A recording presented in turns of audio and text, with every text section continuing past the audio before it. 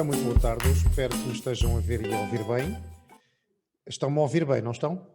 Sim, sim. Pronto, ótimo.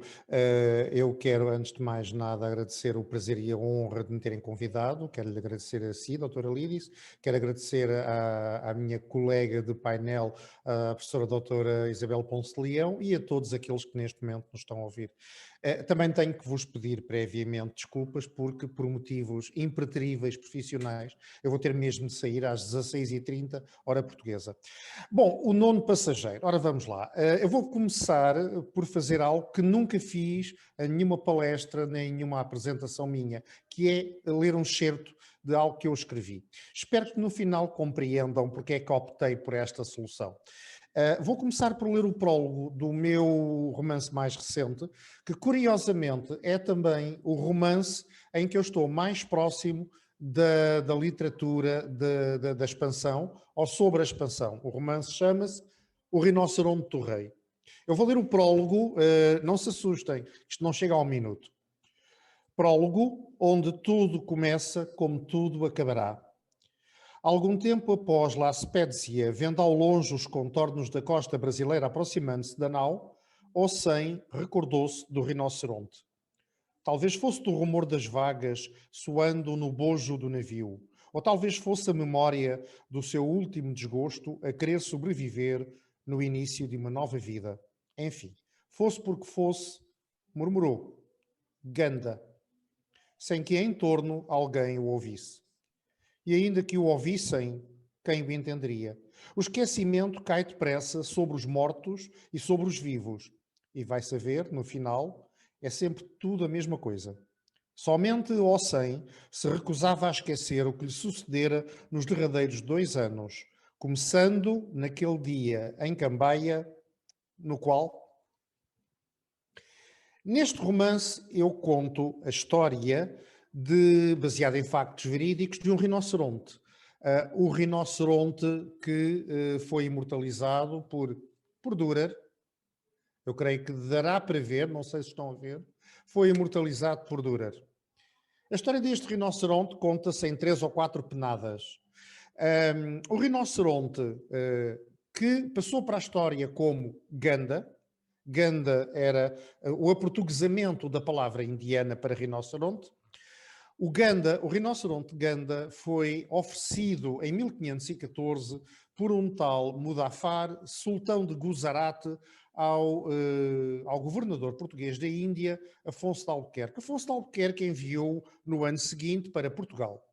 O nosso amigo Ganda, o rinoceronte, vem para Lisboa para ser dado, para ser oferecido ao rei Dom Manuel, faz a longa viagem por barco entre Goa e Lisboa. E agora, uma particularidade interessante para os nossos amigos brasileiros é que o comandante da nau em que o Ganda e o seu tratador, um jovem chamado Hossein, o Ganda e o Hossein, estava eu então a dizer-vos, a nau em que ele vem é capitaneada por uma figura de triste memória na história do Brasil, o capitão Francisco Pereira Coutinho, que passou para a história no Brasil como o capitão rusticão, porque o homem era tremendamente bruto e tratava muito mal os nativos.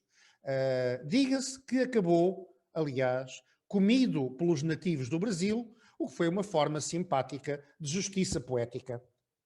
Bom, então, em 1516, o nosso amigo Ganda e o seu tratador Hossein chegam a Lisboa e são exibidos numa espécie de jardim zoológico que El Rei teria no Terreiro de Paço, perdão, peço desculpa, no atual Rossio, em Lisboa. Não se sabe muito bem, há dúvidas se foi no Rossio de Lisboa, se foi no Terreiro de Paço ou se foi no Paço de Santos, para o efeito também não nos interessa. O que é curioso é que o animal fez uma sensação extraordinária em Lisboa e na Europa. Reparem, era a primeira vez que os europeus, neste caso os portugueses em particular, e os europeus em geral, viam um rinoceronte. Nunca tinham visto um bicho daqueles. De tal maneira que emitiram-se cartas a descrever o bicho para todo o mundo.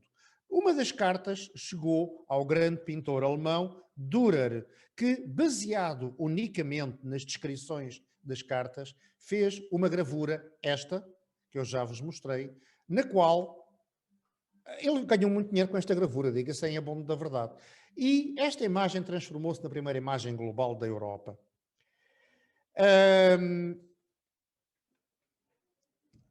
o rinoceronte, o Ganda, fez uma sensação, provocou o espanto, aquele monstro fascinou de tal modo as pessoas que se fez uma luta no Rossio, em Lisboa, entre um rinoceronte e um elefante. Não houve vítimas, diga-se a bom da verdade, porque o elefante teve a sensatez de romper a jaula e fugir da luta. Vocês sabem, como docente, como professor, quando falo aos meus alunos das questões da expansão, aquilo que eu tenho mais dificuldade em lhes transmitir é completamente a sensação de estranheza, a sensação de espanto que a abertura do mundo feita por portugueses, e não só, mas neste caso pelos portugueses, a abertura do mundo que as navegações e a expansão portuguesa provocou. Foi um novo mundo que se abriu para todos.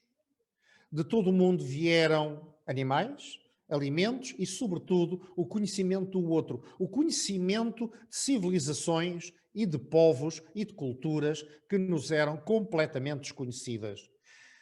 Os meus alunos compreendem facilmente as questões técnicas, mas nem sempre me é fácil transmitir o que significou em termos culturais, mentais, psicológicos, morais, civilizacionais, essa extraordinária saga que, com as suas luzes e as suas sombras, implicou esta absoluta abertura do mundo. Eu, muitas vezes, sirvo-me de um subterfúgio para eles compreenderem isso. Eu faço uma analogia. Faço uma analogia com os nossos tempos e pergunto-lhes se eles acreditam que há vida inteligente noutras galáxias, noutros planetas. E peço-lhes para eles imaginarem o que seria o nosso espanto, o que seria a nossa surpresa, o que seriam as alterações que nós teríamos a nível psicológico e a nível cultural e a nível mental se subitamente descobríssemos que há vida inteligente noutros planetas e noutras galáxias. O que é que eles sentiriam? O que é que eles pensariam? E faça então essa analogia entre aquilo que terão sentido as gentes do período da expansão, do século XV, do século XVI, do século XVII, e simultaneamente aquilo que nós hoje sentiríamos se descobríssemos então que podemos visitar e ser visitados por povos de outras culturas. Não se esqueçam que, no período da expansão, o desconhecimento do mundo provocava aquelas cartas estranhíssimas onde se escrevia Ixum Dragones, porque era o grande desconhecido. Tal como hoje, o cosmos é outro grande desconhecido. Eu costumo dar-lhes como ponto de partida para essa compreensão e para esse espanto de hoje que nós sentimos pelo espaço, eu costumo dar-lhes como exemplo um filme. Esse filme, eu creio que já perceberam, é o Oitavo Passageiro. Um filme de Ridley Scott de 1979. Eu creio que todos vocês têm mais ou menos presente o filme. Passa-se numa nau, uma nave espacial, não uma nau marítima, mas uma nave espacial, a nave Nostromo. E esse filme é, na minha opinião, um dos filmes seminais para todos estes projetos. Obviamente não é o primeiro, nem o 10º, nem o 11º, mas é como que seminal para todos os grandes filmes posteriores de ficção científica e de confronto entre nós e os outros seres de outras galáxias. Tal como há 500 anos houve esse mesmo confronto, ora há bem, ora há mal, entre nós e outros povos de outros continentes. E partindo desta analogia entre a abertura do mundo e a abertura para o espaço, os meus alunos compreendem muito melhor a dimensão do que foi a epopeia da expansão. E compreendem também que, no fundo, não mudamos assim tanto. Compreendem que temos os mesmos medos. Compreendem que temos os mesmos espantos. Compreendem que temos os mesmos deslumbramentos. E em ambos os casos, a descoberta faz-se sempre na viagem. De algum modo, o alien do filme Oitavo Passageiro é um pouco como o Adamastor dos tempos atuais. onde as cartas náuticas tinham grandes zonas com grandes monstros marítimos, os tais dragones ou os tais leones, nós hoje em dia temos também filmes com aliens, predadores e afins. Na minha modesta opinião, a literatura histórica, pelo menos como eu a concebo e como eu a tento fazer, ligada a esta epopeia dos descobrimentos, oscila um pouco entre estes dois polos. Por um lado, a radical diferença que há, obviamente, entre as realidades temporais, entre a realidade da época dos descobrimentos e a realidade do tempo atual. As técnicas são outras, os cotidianos são outros, as vivências são outras, completamente. A noção que nós temos de nós e dos outros são outros, mas, por outro lado, há uma outra vertente em que as similitudes são muito grandes. Radicais diferenças e seminais similitudes. Lá está. Os mesmos medos, os mesmos anseios, as mesmas pulsões, a mesma ganância. Ora, isto, aliás, recorda-me, se me permitem, um velho provérbio sefardita, que eu acho muito curioso, que nos diz isto: o passar do tempo não nos torna mais sábios, apenas nos torna mais velhos. Aquilo que, de certa forma, eu tento fazer nos meus romances históricos, e em particular nos romances em que eu lido com o período da expansão, e ainda mais particularmente neste romance, O Rinoceronte do Rei, onde eu conto então a história do Ganda e do seu tratador, o jovem Elsem, é um pouco isso. É, por um lado, explorar aquilo que é o único, sustentado naquilo que é universal. O que é único é o caso daquele rinoceronte. É a gravura de Dürer. É aquela luta pícara entre um rinoceronte e um elefante. Por outro lado, aquilo que é universal.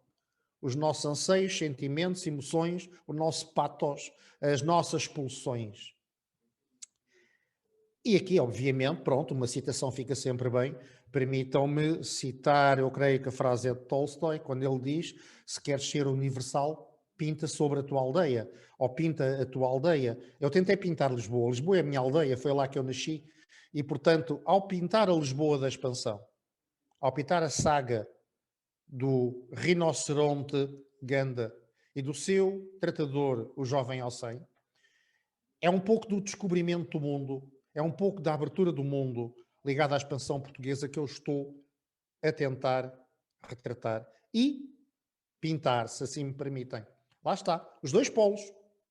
Aquilo que é eminentemente estranho e aquilo que é sobretudo universal. Aquilo que é igual no século XV, XVI, XX ou XXI e, por outro lado, aquilo que é diferente.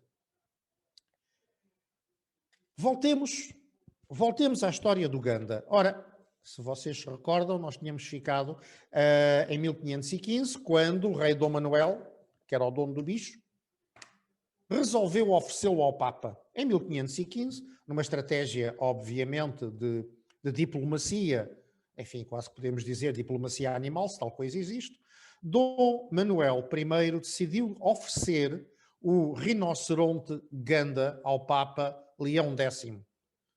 Enfim, aqui apetece fazer um trocadilho. Dom Manuel deu o rinoceronte ao leão, depois de o ter posto a combater um elefante. Bom, e, mais uma vez, o pobre do Ganda é embarcado numa nau portuguesa que, saindo de Lisboa, o deverá levar até Roma para deslumbramento, novo deslumbramento, do Papa Leão X. Em 1516, no princípio de 1516, a nau com o Ganda sai de Lisboa para em Marselha, porque o rei de França, Dom Francisco I, fez questão de ver o animal. E foi outro deslumbramento, neste caso, do poderoso rei francês, o Francisco I, um dos grandes monarcas da Europa do seu tempo. E de Marselha, última etapa, a nau que devia levar o Ganda e Alcém até Roma vai então para a Península Itálica. O Ganda nunca chegou a Roma. Ao largo de La Spezia, a nau naufraga. Não conseguem salvar o rinoceronte, ele estava preso por correntes ao convés.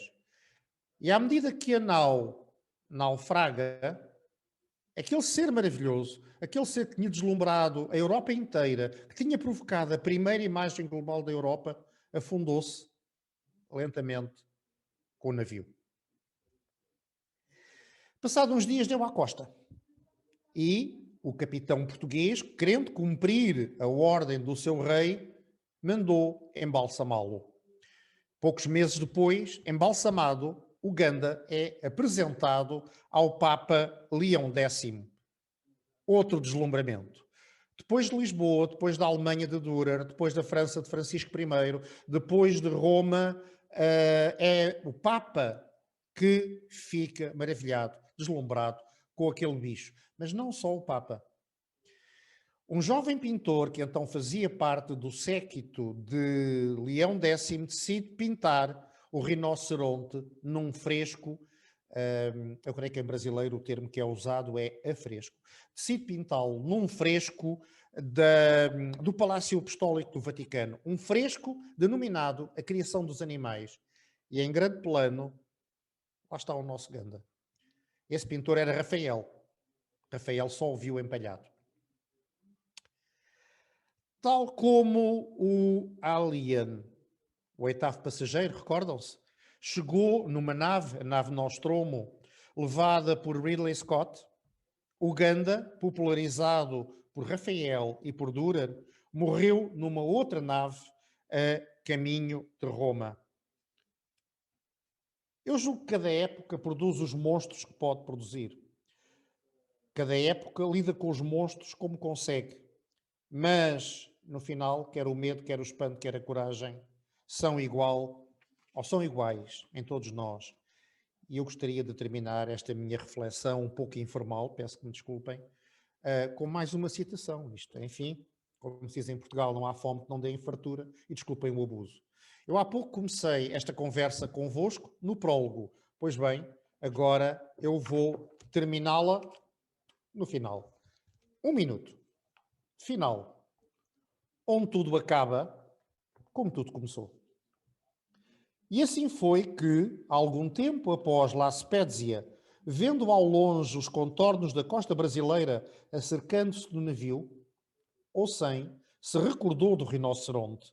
Então murmurou, Ganda. Ninguém o ouviu, como sabeis, nem mesmo Esperança.